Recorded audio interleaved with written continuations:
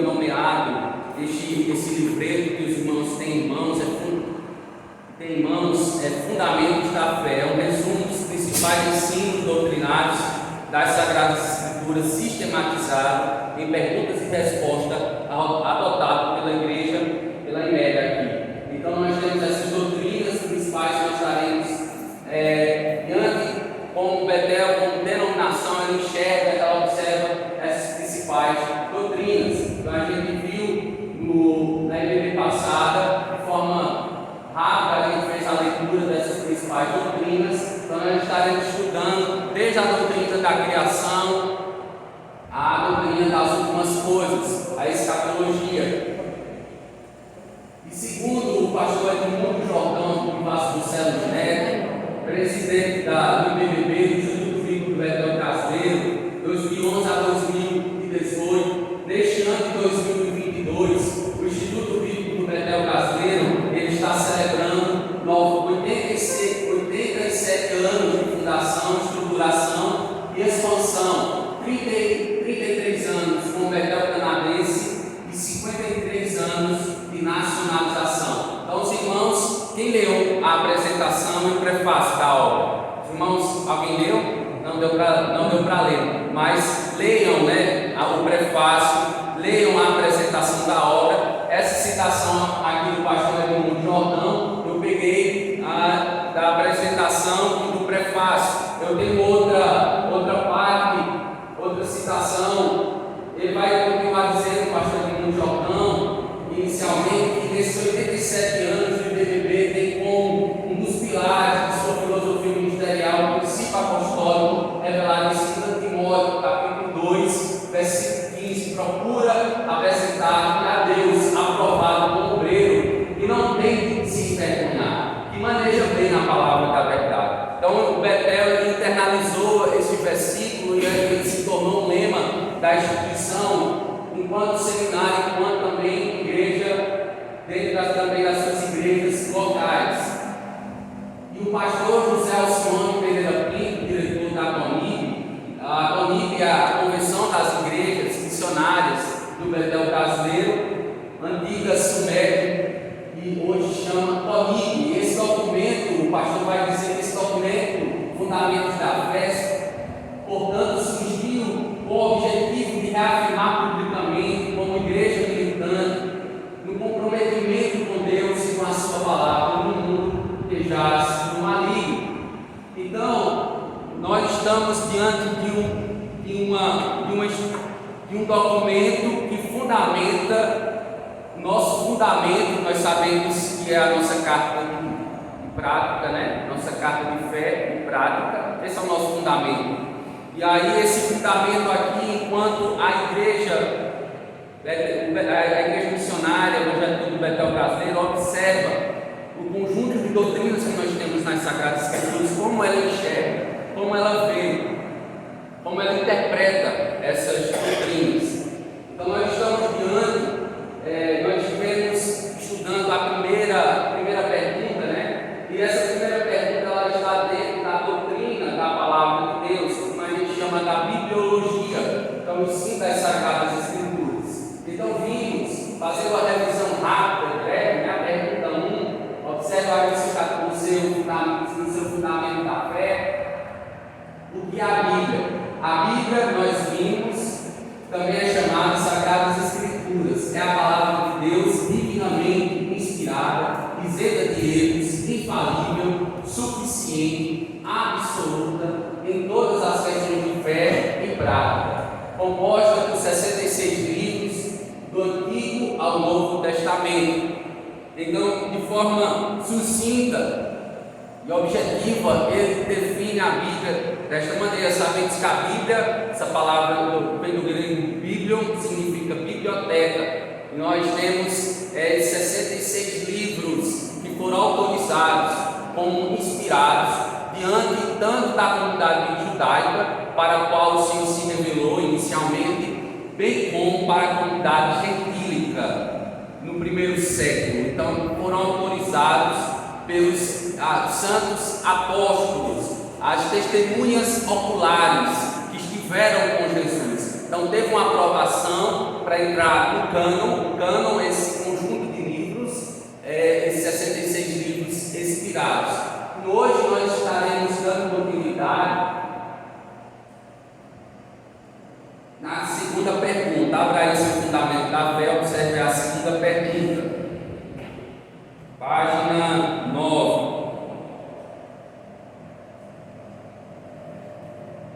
Como podemos compreender a Bíblia? Como nós podemos entender a Bíblia? Isso é uma pergunta muito interessante para nós refletirmos nesse domingo. Como podemos compreender a Bíblia? Percebam a resposta. A Bíblia é um livro divino, humano. Por ser divina, é indispensável a iluminação do Espírito Santo para a compreensão da verdade revelada. Por ser humana, está sujeita a regras de interpretação. Então, quando nós nos deparamos com a Bíblia, nós temos que observar que existe tanto o elemento humano, como existe o elemento divino. A Bíblia, a gente podemos chamar a Bíblia, no sentido, ela tem duas razões de existir. Ela tem uma razão humana de existir e ela tem uma razão divina de existir. Então, vamos ver, alguém pode abrir, por favor, para mim, Salmos 119, versículo 18. Aí outro irmão abre Jeremias, capítulo 31, versículos 33 e 34, para que nós possamos refletir nessa dupla natureza que a Bíblia possui, divina e humana.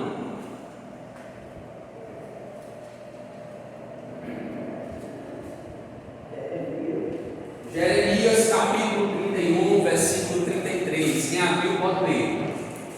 Mas este é o conselho que farei com a casa de Israel depois daqueles dias, diz o Senhor. Porei a minha lei no seu interior e a escreverei no seu coração, e eu serei o seu Deus, e eles serão meu povo. E não ensinará alguém mais ao seu próximo, nem alguém a seu irmão, dizendo: conhecei ao Senhor, porque todos me conhecerão, desde o menor deles até o maior, diz o Senhor, porque perdoarei a sua maldade e nunca mais me lembrarei dos seus pecados. Perceba a promessa do Senhor. Antigamente a lei ela foi escrita em tábuas de pedra, ela foi talhada em tábuas de pedra. Agora, com a promessa do advento do Espírito Santo, onde ele seria contínua a ação, que a gente sabe que no Antigo Testamento foi pontual a ação do Espírito Santo, profetas, reis, sacerdotes. Então eles foram usados pelo Espírito de Deus. O Espírito de Cristo é quem andava, era quem aplicava a palavra, aplicava os mandamentos do Senhor no Antigo Testamento. No Novo Testamento, agora nós temos o sacerdócio universal. Todo crente, todo salvo, ele é uma pessoa, é um agente ou um representante de Deus, podemos dizer assim. E todo ser humano, Deus pode dar o Espírito Santo a ele. E agora nós somos chamados de cartas vivas. Então você foi selado com o Espírito Santo. Isso é uma benesse que nem todo crente, nem todo povo de Galança tinha essa benesse. Então o Espírito Santo selado. Agora no Novo Testamento, todo crente, todo salvo tem o Espírito Santo selado e agir de forma contínua. É Ele quem aplica a salvação e é Ele quem nos dá as instruções para estarmos continuamente na presença do Senhor. Por isso que aqui nós chamamos a carta viva. Paulo vai tratar isso em suas cartas. Nós somos cartas vivas. Salmos 119, 18. Desvenda os meus olhos para que eu contemple as maravilhas da tua lei. Desvenda os meus olhos, outrora os cegos, para as verdades espirituais contidas nas Sagradas Escrituras. Mas a gente sabe que é uma ação de intervenção de Deus, tirando a venda dos nossos olhos e nos abrindo o nosso espírito para compreender as realidades espirituais. Por isso que nós podemos ver a ação divina do Senhor nesse texto. Nós podemos ver a ação divina, a razão divina do texto livro de Jeremias. Em Lucas capítulo 24, versículo 34, nós também temos uma base já a título da nossa mente. A nossa mente, Deus nos deu esse entendimento. Aqui nós observamos uma razão humana, Deus dando compreensão ao nosso entendimento, dando compreensão à nossa vontade de querer fazer a vontade de Deus. Parece redundante, mas é isso mesmo. É mudança de vontade, da nossa volição, porque a nossa vontade era sempre querer fazer o que estava contrário às verdades de Deus. Mas agora Ele muda a nossa volição, Ele muda a nossa vontade, Ele muda o nosso... O arrependimento é isso, é mudança de mentalidade, é metanoia, significa meia volta, é partirmos para fazermos tudo aquilo que agrada a Deus. Então nós observamos a razão humana nisso. João capítulo 16, versículos 13 e 14, o Espírito Santo, o texto vai falar do ministério do Espírito Santo. Ele é quem vai convencer vocês do pecado, da justiça e do juízo de Deus. Ele é o nosso guia espiritual, Ele é quem ilumina, Ele é quem aplica as verdades bíblicas no nosso coração. Atos dos Apóstolos 16, 14, Ele também nos faz tomar decisões assertivas. As nossas decisões outrora, no passado, na velha natureza, eram sempre contra o desejo agradável de Deus. A gente vivia desagradando a Deus em nossas decisões tomadas. 1 Coríntios 2, 10, 12 e 14, nós observamos as revelações. Deus se revela por intermédio da sua palavra, Deus se revela por intermédio dos seus servos, como voz profética. Nós somos esses, Deus nos dá revelações acerca das suas verdades, tanto naquilo que já foi fechado, como palavras de sabedoria, para que nós possamos instruir na verdade o irmão, admoestar o irmão, confrontar ele na fé que o Senhor tem dado a ele, trazer uma palavra de consolo, trazer uma palavra de edificação para a vida dos nossos irmãos. Isso é uma razão divina e humana. Os irmãos estão compreendendo essa dupla razão que nós temos nas Sagradas Escrituras? É uma razão divina e uma razão humana.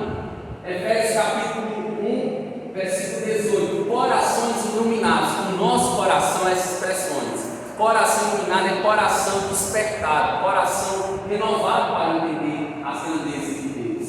Unção e autoridade. Primeira carta de João.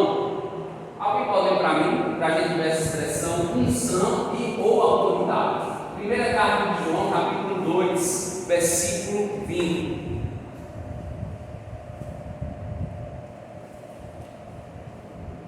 Quem abrir primeiro pode ler. Vós tendes a unção do Santo e sabeis disto. Não vos escrevi porque não soubesseis a verdade, mas porque a sabeis, e porque nenhuma mentira vem da verdade. Quem é mentiroso será aquele que nega que Jesus Cristo, que Jesus é o Cristo. E o anticristo, esse mesmo que nega, é o anticristo, esse mesmo que nega o Pai e o Filho. Qualquer que nega o Filho também não tem Pai. Aquele que confessa o Filho tem também Pai. Portanto, porque desde o princípio ouviste permaneça em vós. Se em vós permaneceu, desde o princípio ouviste, também permanecereis no Filho e no Pai. E esta é a promessa que Ele nos fez, a vida eterna. Estas coisas vos escrevi acerca dos que vos enganam. E a unção que vós recebeste dele fica em vós. E não tendes necessidade de que alguém vos ensine. Mas, como a sua unção vos ensina todas as coisas e é verdadeira e não é mentira, como ela vos ensinou, assim nele permanecereis. Deus, por intermédio de Jesus disse aos seus discípulos: foi-me dada toda a autoridade no céu e na terra, portanto, ide fazer discípulos de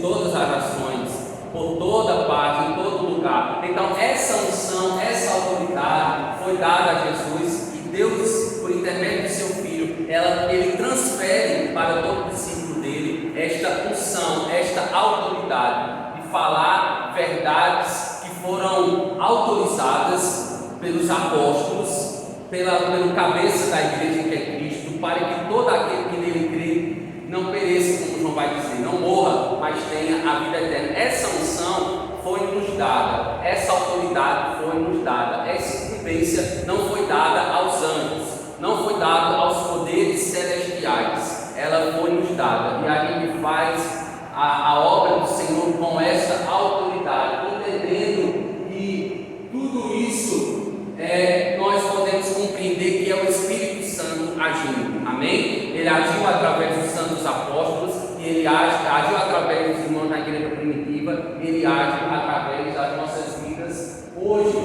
Pastor, uma questão também, só acrescentando, é a questão desse livro permanecer. Por isso que ele não é somente humano, por ele ser divino, é que ele tem subsistido até aqui. Isso. Porque não é um livro. Se fosse humano, os livros humanos eles vão perdendo, né? A credibilidade, o valor, a sua credibilidade, né? Eles não permanecem. E esse não, apesar de ele ser perseguido, né?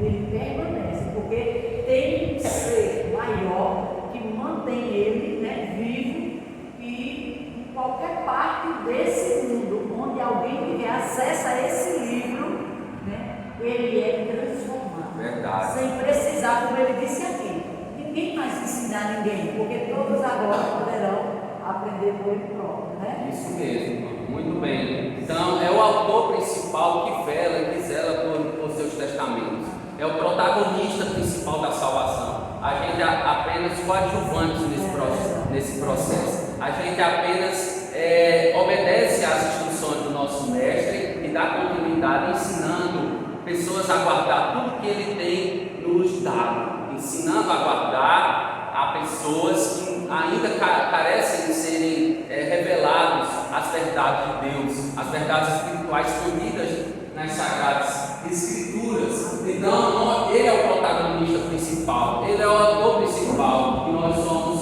apenas coadjuvantes nesse processo. Então, o Espírito Santo e a interpretação bíblica. O Espírito Santo está intimamente envolvido em todo o processo de formação da Bíblia. Ele participa, meus amados, desde o começo, com a causa da existência da palavra de Deus. Foi através de sua inspiração que os autores bíblicos escreveram as Escrituras. Ele orientou a formação do cânon tanto no Antigo Testamento como nos judeus, e ele reconheceu e conduziu, melhor dizendo, o reconhecimento pela igreja e dos livros inspirados a serem incluídos no Novo Testamento. Então, o Espírito também conduz o cristão no processo de interpretação, em sua busca sobre como aplicar o ensino bíblico em sua vida. Esse trecho foi tirado do guia básico para a interpretação da Bíblia. Então, meus irmãos, isso nos faz refletir em duas coisas quando nós nos deparamos com a Bíblia, que a gente tem que prestar atenção.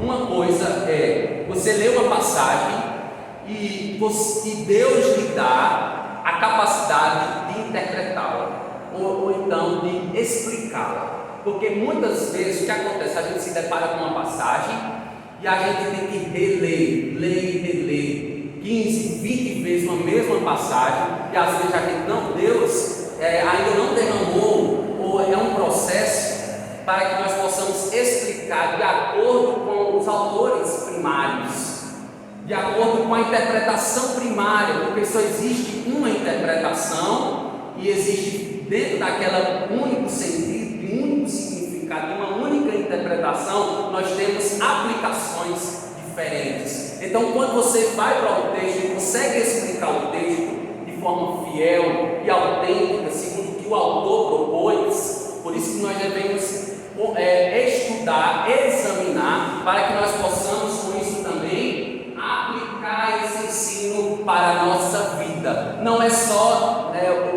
da teoria, mas tem que partir da teoria para a prática, é viver o que aquele autor ele deixou registrado para que nós possamos, as verdades, é como a questão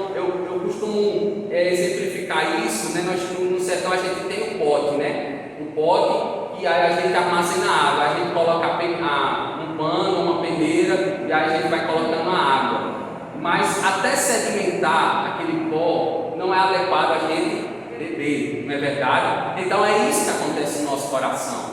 As verdades, elas estão sedimentando, elas estão baixando. Por isso que a gente tem essa dificuldade de tomar, vamos dizer assim, tomar posse, no sentido bom da palavra, de tomar propriedade de certas verdades, porque está sedimentando, está caindo no nosso, essa palavra ainda não cresceu dentro do nosso coração, ainda não se tornou raiz. Até ela se tornar raiz, até ela sedimentar no nosso coração, é aonde nós vamos obedecer, é aonde nós vamos guardar aquela verdade e obedecer, viver em novidade de vida. Mas isso é um processo, e cada crente ele tem um processo, é um processo para cada crente, cada caso é um caso. Nós somos diferentes, a maturidade cristã ela é dada de maneira diferente, não é de maneira igual. A forma como Deus se revelou a mim foi diferente da forma como Ele se revelou a minha esposa, e assim sucessivamente. Mas nós observamos que Deus quer que nós entendamos, consigamos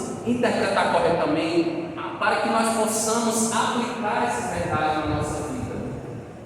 Então, esse livro, ele possui uma dupla natureza, né? A natureza como um livro humano e a natureza como um livro divino. Então, essa pergunta, a segunda pergunta desse capítulo dos fundamentos da fé, nós podemos resumir essa pergunta no entendimento, na compreensão que nós temos uma natureza humana nesse processo, e nós temos uma natureza divina nesse processo. Como, pastor? Esse entendimento dessa dupla natureza a gente observou no livro A Bíblia e seus Intérpretes. Eu estou pegando uma base dentro desse livro escrito pelo pastor Augusto Nicodemos, que é da Igreja Presbiteriana do Brasil.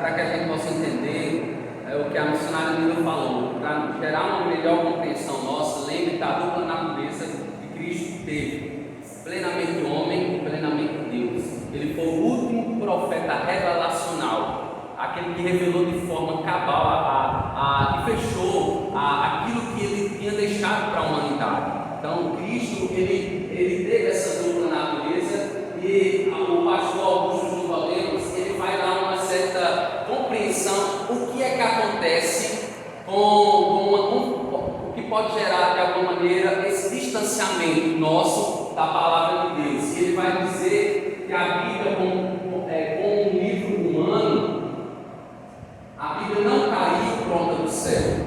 Então a Bíblia não caiu de forma pronta, acabada. A gente sabe que a Bíblia ela foi escrita por 40 autores diferentes. A gente viu isso no estudo passado, de épocas diferentes, de gerações distintas, de costumes diferentes. Então a Bíblia não caiu pronta, e ela foi escrita num período por 40 autores diferentes, num período de 1500 anos. Então ela teve uma progressão, por isso que a gente chama que a Bíblia, Deus se revelou de forma progressiva. Há uma progressividade na revelação escrita de Deus, mas foi escrita, como a gente sabe, por diferentes, como está falando aqui, por diferentes pessoas, diferentes épocas, línguas, lugares, e ele nos alerta para que alguns estudiosos têm chamado de distanciamentos. A gente vai entender o que são esses distanciamentos distanciamentos, que é o fenômeno do distanciamento. Esse fenômeno aparece em diversas áreas.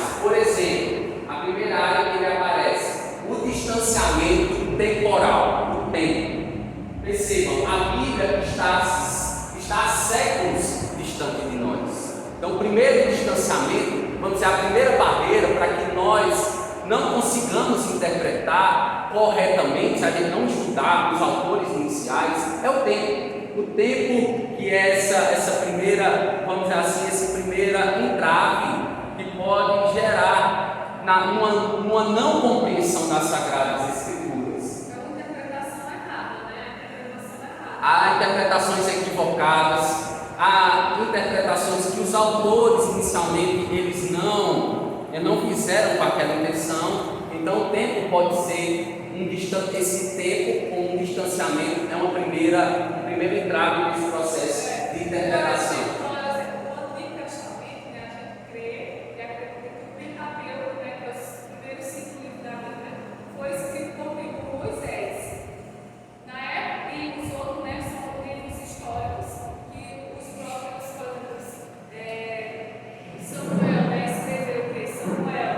Aí outros pais foram escrevendo os próprios livros. Só que, na época de Jesus, eles se baseavam no Antigo Testamento. Ou seja, na época de Jesus não tinha o Novo Testamento. Então, para ser criado o Novo Testamento, escrito o Novo Testamento, durou bastante tempo, muito tempo depois. Então, eles tinham como base o quê? O Antigo Testamento. Então, houve já um distanciamento temporal muito grande mesmo.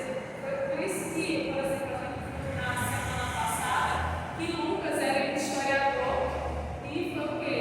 Nos tempos de Jesus ali na época pouco, mas ele se o quê? Ele pegou assim, a base dos apóstolos, né? Que Lucas foi de Paulo, não foi? Isso. O apóstolo Paulo. E Marcos escreveu uma orientação do apóstolo Pedro. Mas também isso foi o quê? Foi um tempo para se escrever o Novo Testamento. A Bíblia, né, para a igreja primitiva, era o Pentateuco, a Torá, como é conhecida a Torá, o Pentateuco, e os profetas. Então, eles estavam, a Bíblia era essa. Então, como a missionária falou, já tinha esse distanciamento desse tempo aí, há 2000 anos atrás. Imagine só, agora, no século XXI, a gente tem um distanciamento ainda maior. Então, isso, de fato, de alguma maneira, pode ser uma barreira, uma pedra para que nós possamos interpretar corretamente. Se nós não estudarmos, a gente vai ver.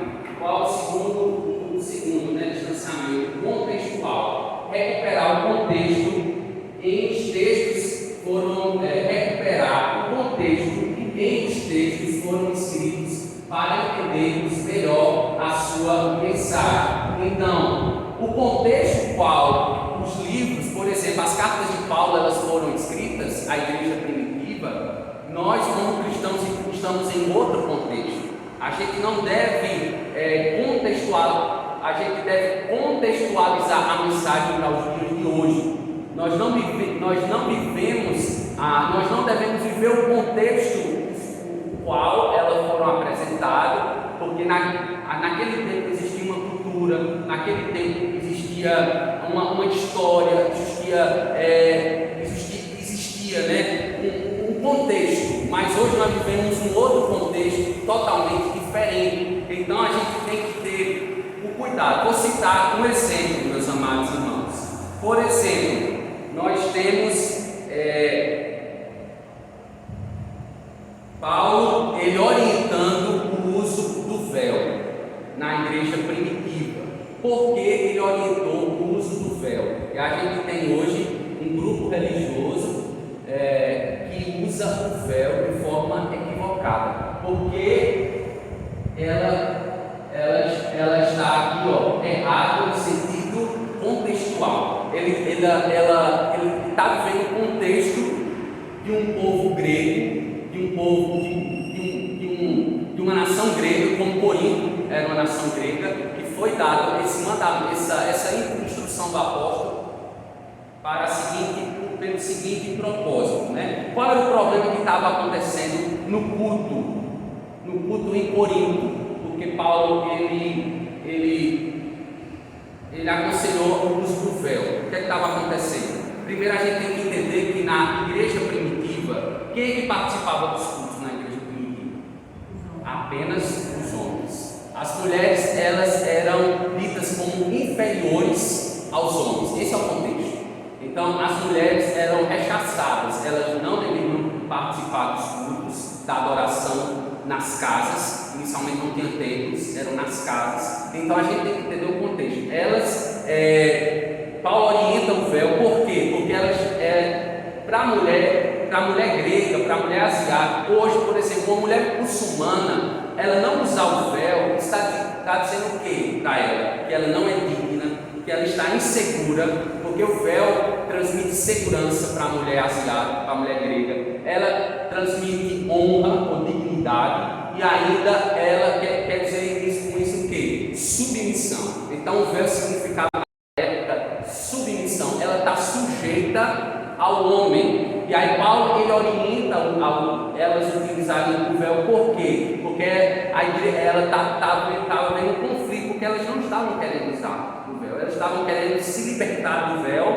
e Paulo ele vai dizer que aquele véu, para o elemento do culto, para que aquela sociedade pudesse estar segurando ela nas reuniões públicas, havia uma necessidade delas usar o véu. Mas Paulo, abram aí suas Bíblias na primeira aos Coríntios, capítulo 11, versículo 10, para a gente ver o contexto da questão da utilização do véu.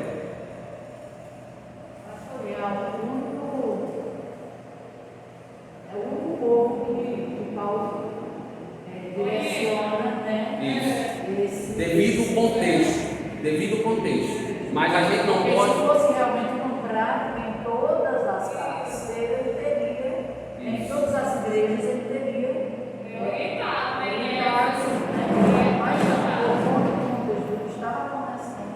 Isso.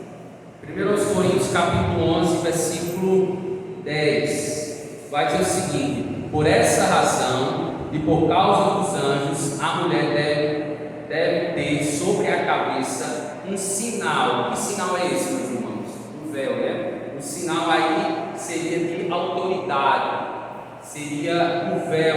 O véu significava para a mulher grega, a mulher de Corinto, significava submissão, dignidade e segurança. Mas Paulo, no versículo 11, percebe o que vai dizer o versículo 11: no Senhor, todavia, a mulher não é independente do homem, nem o homem independente da mulher. O que Paulo está dizendo com isso? Que para o Senhor não existe grego, não existe judeu, não existe mulher, não existe homem, mas para Deus não existe desigualdade, mas para Deus existe uma igualdade de direitos.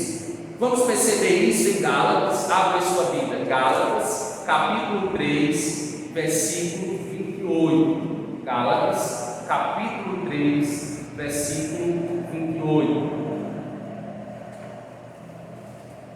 Gálatas, capítulo 3, versículo 28. Vai dizer o seguinte: não há judeu, nem grego, escravo, nem livre, homem, nem mulher, pois todos são um em Cristo Jesus. Paulo ele pregou aqui para a igreja de Corinto e elas utilizavam por causa do contexto, mas Paulo ele rasga o véu, vamos dizer assim, né? Ele diz que o evangelho é superior à utilização do véu, porque para Deus não há desigualdade de direitos, pelo contrário, há igualdade de direitos. Porque elas utilizavam o véu, pastor? Por causa do contexto, por causa que elas receberiam honra, elas receberiam dignidade, elas receberiam segurança, se assim elas o fizessem. O contexto cultural. Se você perceber hoje, muçulmana, a mulher muçulmana, ela mostra o cabelo? Não. Até hoje, esse costume grego, asiático, ele ainda se perpetua. e é uma falta de. Para elas, ela está como se fosse. Se ela não usar o véu, se a mulher muçulmana não usa o véu, é como se ela tivesse despida. É como se ela tivesse despida, porque o véu significa honra para ela. Mas Paulo aqui, ele orientou a utilização do véu, mas hoje em dia não há mais essa recomendação, como a igreja. Como é o nome da igreja? A Igreja Cristã do Brasil, não é isso? A Igreja Cristã do Brasil, ela utiliza o véu de forma equivocada. É porque ela entendeu, no caso, de forma literal. Né? De forma literal. Só que a gente tem que compreender o que é que se pode, vamos ver assim, quais são os princípios realmente, que a nossa cultura pode realmente seguir. Isso é uma questão cultural. Então a gente tem que entender, por exemplo, se alguns de nós aqui chegassem com véu, a gente ia achar estranho, né? E a gente ia achar estranho, porque isso não é cultural. Então, se eu chegar com véu ou sem véu, as pessoas vão me honrar ou desonrar? Faz. E as pessoas vão continuar me honrando. Agora, na cultura deles, não. Na cultura asiática, Talvez as pessoas. é porque é cultural, entendeu? Talvez as pessoas impliquem uma crítica. Pode ser, né? Porque isso tá, por isso que a gente tem que contextualizar a mensagem e entender o contexto, entender a cultura, porque a cultura ela nos dá o entendimento da interpretação, fazendo sempre essa ponte. O que é que ficou no passado, o que é que fica hoje? Qual é o princípio disso?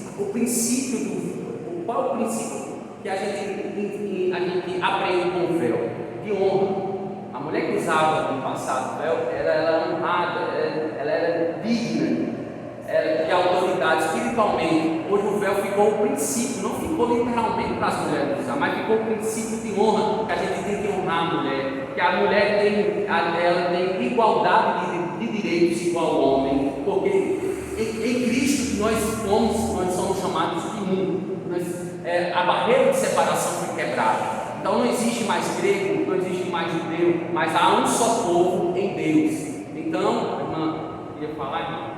Pastor, as primeiras missionárias que chegaram aqui, elas tinham muito cuidado para não ninguém mudar a cultura da cidade. Entendeu? E a gente também deu muito com elas nesse sentido. Você pode ver que nós, às vezes, somos acusados de que aceita tudo, quando as outras igrejas evangélicas chegaram aqui. Mas não é porque a gente aceita tudo, é porque a gente compreende que nós temos que respeitar. E uma das coisas que aconteceu, quando aconteceu na cidade, elas mandaram uma maleta de flores para esta família, né? E quando foi a noite, algumas pessoas que já estavam começando a ir à igreja perguntaram por que elas fizeram aquilo, porque isso era costume deles, né?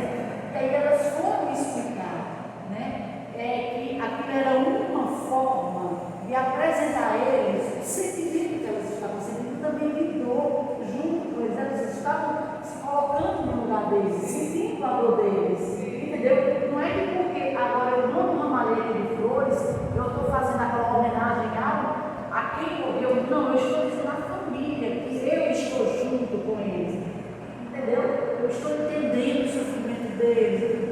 Então elas colocavam para a gente que a gente deveria respeitar e sair, né? Para a gente poderia não ter Uma forma de prestar condolências, de prestar consolo para a família lutada. E assim, até para a gente isso daí não valer nada, mas para eles, entendeu? Então, para que a gente pudesse ter uma aproximação melhor, Isso. a gente iria fazer É uma isso, ponte. e isso não ia quebrar nenhum princípio. Isso. Então, a gente tem que ser fazedores de pontos, amém? Nessa sociedade serrentense. Construir pontes, porque se a gente não construir pontes, o diálogo é cortado. Não tem como a gente. Tem Não crentes tem aqui como. que não vão na igreja católica, por exemplo, uma pessoa, um amigo morto, porque acha que entrar na igreja católica agora eu sou crente. Não é assim, né? Você pode ir para a católica e abrir de Deus. O que vai diferenciar é, por exemplo, rapidinho, pastor, eu fui para a missa do meu tio. Entendeu? E sentei lá e fiquei lá. Mandava levantar, eu levantava. Só que mandava fazer um do pai, eu não fazia. Mandava, por exemplo, rezar no madeira, eu não rezava. Só tinha uma crente lá na Assembleia de Deus que ela rezava. Ela fazia o do pai. Está entendendo? Então, ali observou, de alguma forma, não vai poder dizer assim, ela não vinha nessa prata aí, entendeu?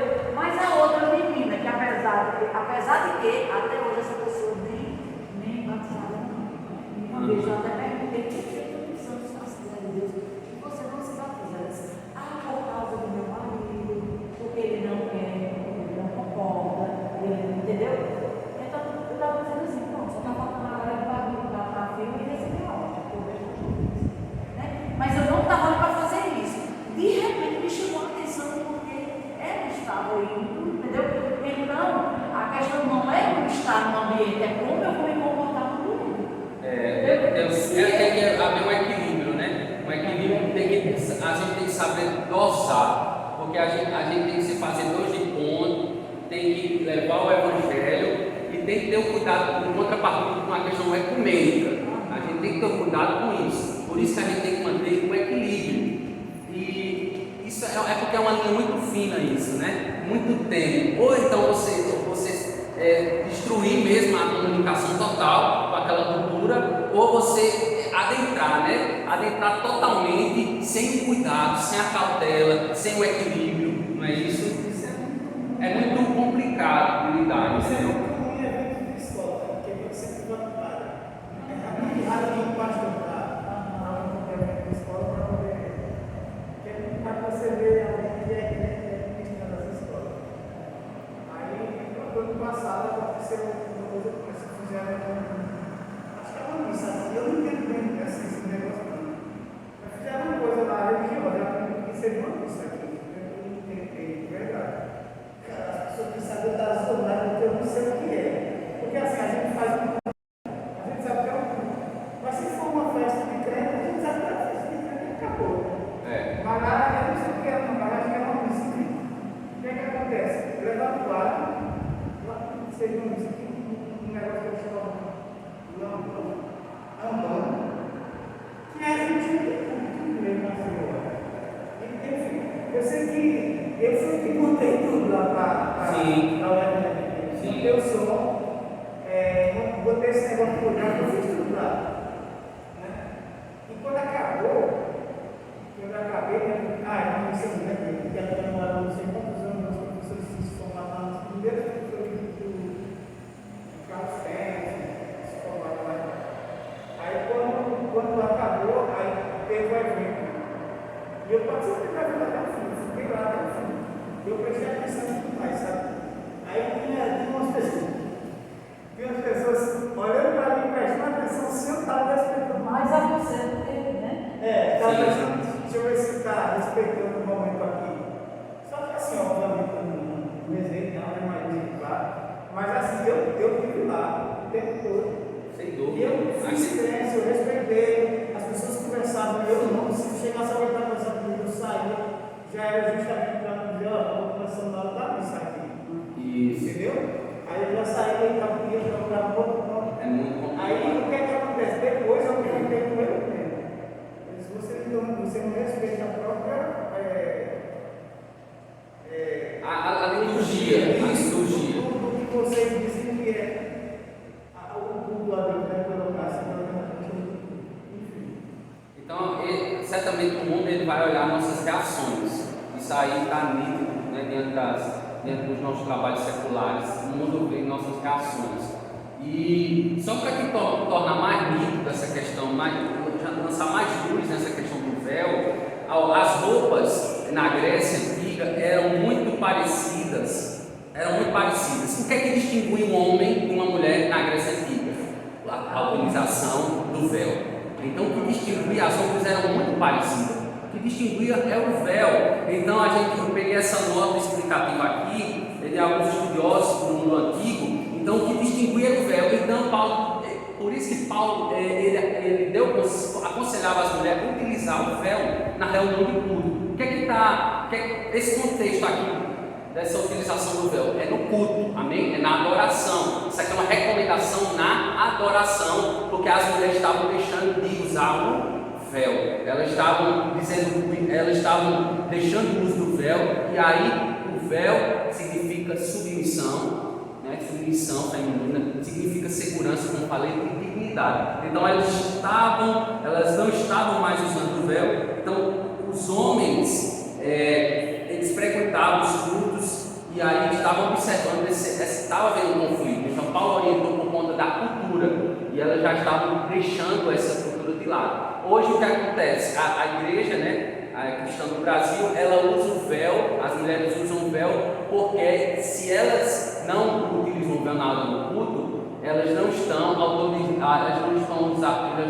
autorizadas, por exemplo, para cantar, elas não estão autorizadas para orar. Então, isso na igreja primitiva acontecia. Se aquela mulher não estivesse usando o véu, ela não poderia orar, ela não poderia cantar. E hoje, por causa dessa dificuldade contextual, as mulheres nessa denominação, elas passam por essa situação vexatória, infelizmente, né? É uma situação vexatória, porque era uma situação de desigualdade de direitos. E hoje ainda pessoas, por causa de quê? Que não conseguiram contextualizar a mensagem. Tem essa dificuldade, infelizmente. Então, o distanciamento cultural, o mundo em que os escritores da Bíblia viveram, já não existe, de fato, né? Ou seja, cosmovisões, costumes, tradições e crenças, já não existe esse mundo. Então, qual o desafio nosso, dos pregadores da atualidade? Todos aqueles que se dispõem a pregar, os pregadores têm o desafio de contextualizarem a mensagem para hoje, seguindo e respeitando o sentido correto que o escritor quis dar para aquela passagem estudada em questão. Há um sentido, há um significado, há uma interpretação que o primeiro autor que escreveu Paulo, ele quis dar nas suas cartas. Então a gente não pode encontrar o significado de Paulo, a gente não pode redefinir ou ressignificar as escrituras. Como diz aí um herege, né? Atualizar as escrituras para o nosso tempo. A gente não pode fazer isso. Paulo deu essa autoridade a nós. Então, se a gente faz isso de forma libertina e pecaminosa, nós receberemos os flagelos que João vai dizer em Apocalipse. Nós seremos castigados se assim fizermos. Mas hoje o que acontece? Entra no comodismo. Atualizar as escrituras hoje isso é possível por quê? Porque essas denominações elas querem atrair com a aceitação, né, de coisas que que Deus aboliu nas suas sagradas escrituras, como por exemplo a teologia inclusiva, né? A teologia que inclui, por exemplo, os movimentos LGBTs, né? E tantos outros movimentos que existem aí que a gente são contrários às sagradas escrituras. Mas a gente tem que ter o cuidado com essa contextualização, para não querer atualizar as escrituras, mas querer dar o significado correto delas. Sobre essa questão cultural, quando a gente está lendo a Bíblia, a gente tem que entender que houve algo cultural para se estar escrevendo, né? Por exemplo, uma coisa que infelizmente muitos pregadores hoje, né? E antes, quer dizer, eu acho que hoje está Mais evidência. mais evidência, mas antes era pregar, creia no Senhor Jesus, vai ser salvo você e sua casa. Não é assim. Por que Paulo disse isso para ser? Por que ele disse isso? Porque culturalmente, na época em que, no caso, as prisões foram abertas lá, só que graças a Deus nenhum preso, né, fugiu. Mas o que aconteceu? Se o maioral percebesse que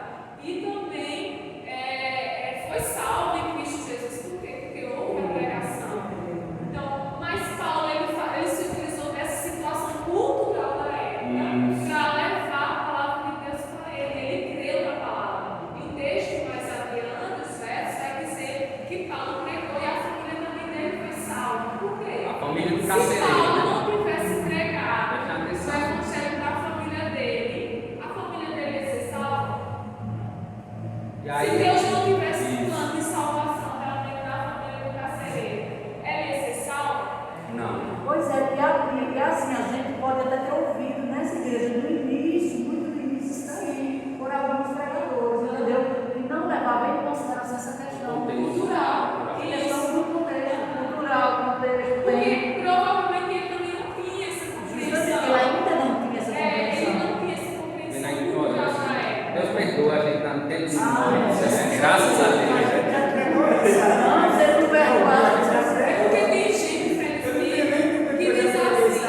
Porque tem gente, infelizmente, que diz assim: ó, Jesus me disse, claro, que sai em relação a que Deus prometeu no seu coração. E uma coisa é você dizer: ó, a família do carcereiro vai ser salva e a minha também vai ser. Eu determino. Isso eu determino. Quem determina é assim que pode determinar é Deus.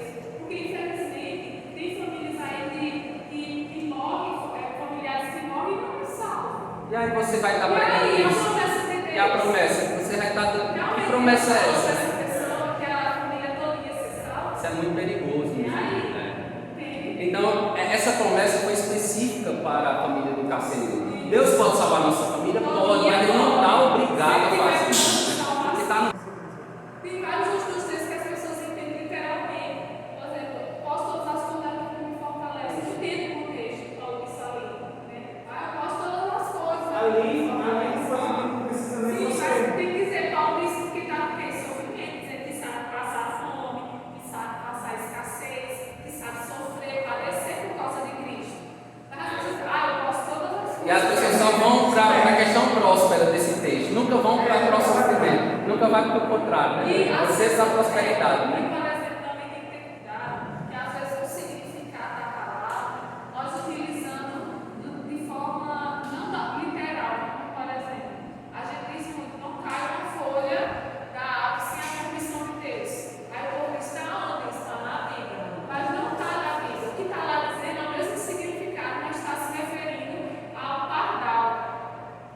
Né? Não cai no pardal, acho que é o pardal, é Marcos 10, ou é Marcos 10 que fala, não cai no pardal sem a permissão de Deus. Está significado no mesmo sentido? Tá, mas está de forma diferente. É o padrão, não a folha, né? Não é uma folha. As pessoas elas não vão conferir, elas vão pelo que as pessoas estão dizendo, né? Não analisa, Isso, né? não, isso aí é demais. Na Bíblia, a gente sabe que Deus quer que façamos de maneira que o agrade. Né? E com certeza as bênçãos Isso.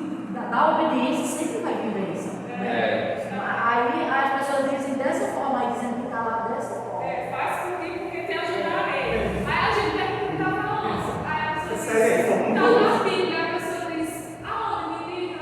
Eu não sei. Não conferiu, não analisou. Esse aí é famoso. Um dia desse a gente conversando na escola lá e alguém disse, mas Deus não disse faça tudo que eu quero ensinar. Ele disse não. Disse não, assim a pessoa disse, oxi, eu disse, eu disse não. Disse, está escrito na Bíblia. Que trecho? Cadê? Mostra o texto. Eu não preciso escutando isso. Sim, mas ainda não disse isso, né? Claro que, obviamente, se você se esforçar, é óbvio, vai ajudar você, né? Mas assim, às vezes você se esforça